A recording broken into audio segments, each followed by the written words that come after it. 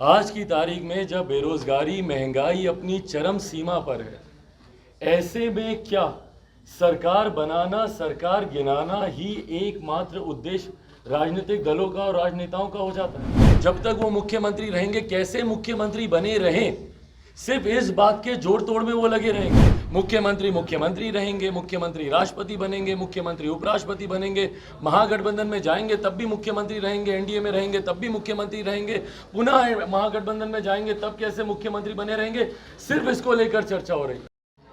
अफसोस के साथ कहना पड़ रहा है कि बिहार में इतने ज्वलंत विषय होने के बावजूद एक ऐसे विषय को लेकर बिहार में चर्चा हो रही है जिसका बिहार की जनता से कुछ लेना देना नहीं है। भाई, मुख्यमंत्री नीतीश कुमार जी मुख्यमंत्री रहते हैं, नहीं रहते हैं, गठबंधन रहता है, नहीं रहता है, बिहार की जनता को इससे क्या फर्क पड़ता है?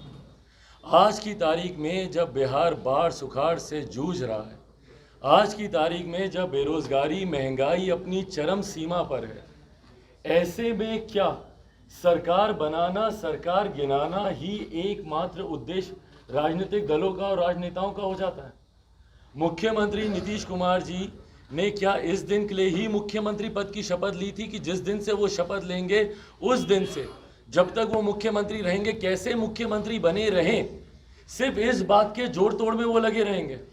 पिछले 1.5 साल से नवंबर में चुनाव के परिणाम आए 2020 में, तब से लेकर आज 2022 अगस्त का महीना चल रहा है, तब से लेकर आज तक भैया कोई दिन ऐसा नहीं बीता है जब मुख्यमंत्री कैसे बने रहेंगे इसको लेकर चर्चाएं नहीं हो रही।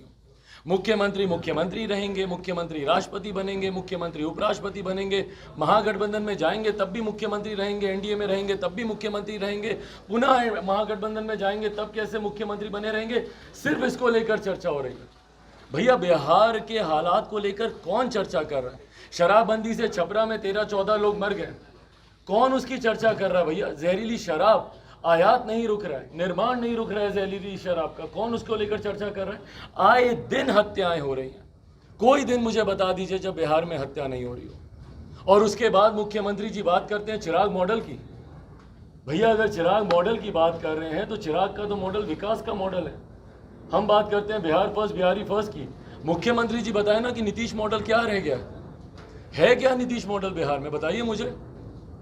बाढ़ में लोगों को डूबने देना, सुखाड़ में इस किसानों को मरने देना, बेरोजगारी में युवाओं को पलायन करने देना, अस्पतालों की हालत ऐसी कि मुख्यमंत्री स्वयं दिल्ली जाएं अपने आंख का इलाज कराने, और आए दिन बढ़ रहे अपराध। क्या ये है नीतीश मॉडल? बात करते हैं भैया आप चिराग मॉडल की। भाई, चिराग मॉडल क्या है? चिराग मॉडल मेरे नेता का एक अंतिम सोच, उनका एक अंतिम vision, Bihar first, Bihari first, जो अपने अंतिम दिनों में वो मुझे देकर गए थे। इस सोच के साथ मैं 2020 के विधानसभा के चुनाव में उतरा। ये था भैया चिराग मॉडल।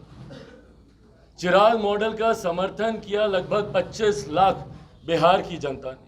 6% के करीब लोक जनशक्ति पार्टी रामविलास को हम लोग को मत मिला। ये था चिराग मॉडल। भाई, चिराग मॉडल जन भावनाओं का प्रतीक है, प्रतिनिधित्व करता हूं मैं जनता की भावनाओं का। ये है चिराग मॉडल। पर अगर आपको इस मॉडल से ऐतराज है तो मुख्यमंत्री नीतीश कुमार जी, आप समझ लीजिए कि 13 करोड़ बिहार की जनता चिराग मॉडल को अपना रही है। 13 करोड़ बिहार की जनताओं की भावना को मैं प्रकट करता हूं जब एक हत्या पे मैं जाता हूं, उनके दुख को मैं प्रकट करता हूं जब जहरीली शराब से हुई मौतों में जो परिवार के सदस्य, जो महिलाएं, बुजुर्ग, माताएं वहां पर रह गई हैं, जब मैं उनसे मिलने जाता हूं। युवा पर, जब बेरोजगार, जब सड़क पर युवा घूमते हैं, जब उनकी भावनाओं को प्रकट करता हूं, ये है चिराग मॉडल। मुख्यमंत्री जी बताए ना भैया कि आपका नीतीश मॉडल क्या है। आप बात करते हैं विकास की रेखा हमने खींची, बताएं मुझे क्या है ये विकास की रेखा? बेरोजगारी को चरम सीमा पर लेकर जाना क्या आपकी विकास की रेखा है? अपराध को चरम सीमा पर लेकर जाना क्या आपकी विकास की रेखा है? मुझे समझाए ना। ये बोलते हैं कि कोई हमसे बड़ी रेखा खींच के दिखाए, तो क्या करे भैया? आपके समय में अगर एक दिन में अगर 10 हत्याएं होती है तो क्या दूसरा व्यक्ति 15 हत्याएं करके दिखाए आपकी विकास की रेखा को बड़ा करने के लिए? आपकी तारीख में बेरोजगारी दर अगर इतनी प्रतिशत है तो क्या उसको दुगना करके कोई दिखाए आपकी विकास की रेखा से लंबी लकीर खींचने के लिए? क्या है आपकी विकास की रेखा, बताए ना। भाजपा का मोहरा बन के जदयू को कमजोर करने के लिए आपने अपना चुनाव लड़ा? भाई मैं मोहरा पुनः दोहराता हूँ, मैं सिर्फ रामविलास पासवान जी का अंश हूँ। मैं किसी का मोहरा, किसी का मॉडल नहीं हूँ। मॉडल है मेरे पास तो सिर्फ एक विकास का मॉडल है, बिहार फर्स्ट, बिहारी फर्स्ट। इशारा जनता दल यूनाइटेड का किसकी तरफ था? मैं बार बार कहता हूँ, यूनाइटेड कहने में भी अब अटपटा लगता है, डिवाइडेड ही है जनता दल, पर बहरहाल इशारा किसकी तरफ था वो स्पष्ट था। भैया बताए ना, बताए जनता दल यूनाइटेड कि भैया किसको, किसके इशारे पर बोल रहे थे ना कि चिराग पासवान को यूज किया गया, किसने यूज किया बताएं। अगर है हिम्मत तो बताएं जनता दल यूनाइटेड, बताएं मुख्यमंत्री नीतीश कुमार जी।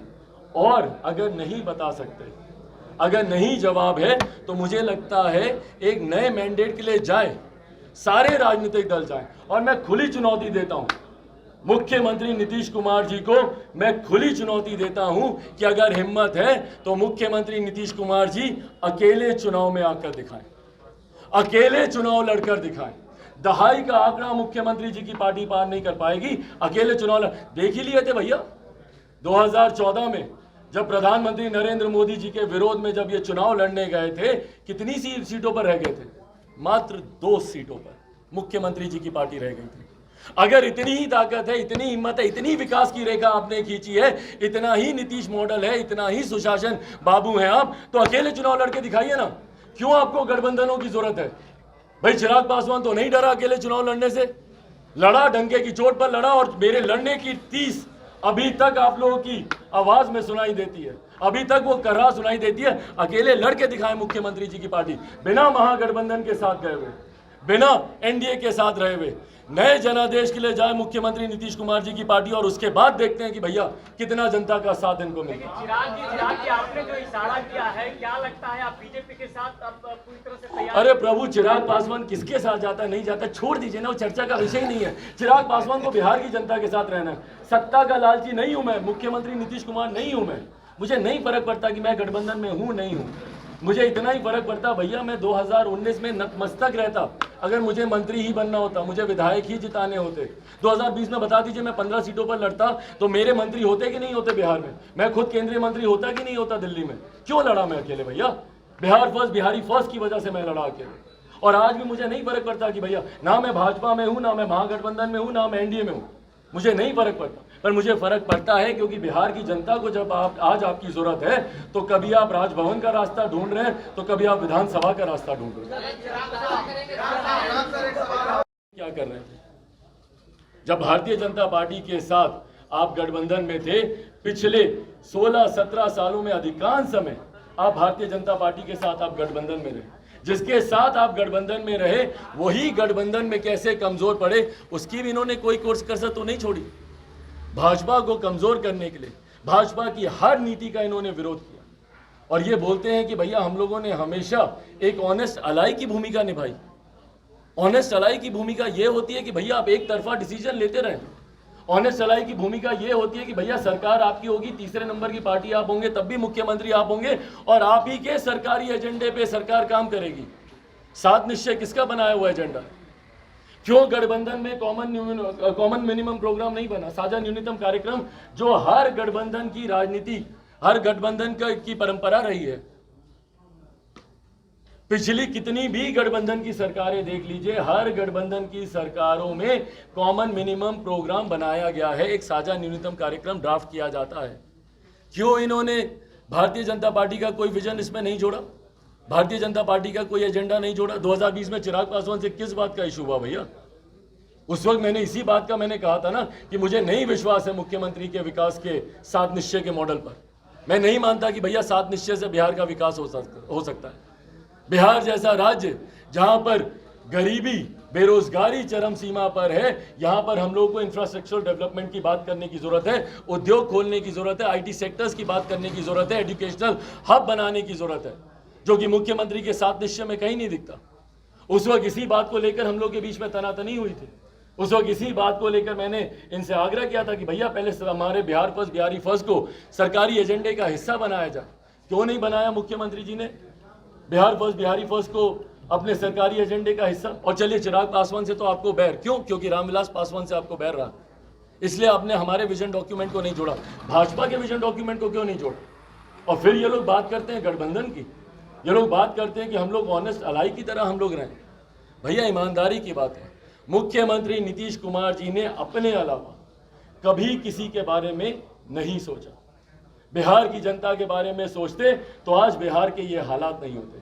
आज अगर बिहार बदहाली की कगार पे खड़ा है तो उसके एकमात्र जिम्मेदार हैं तो मुख्यमंत्री नीतीश कुमार।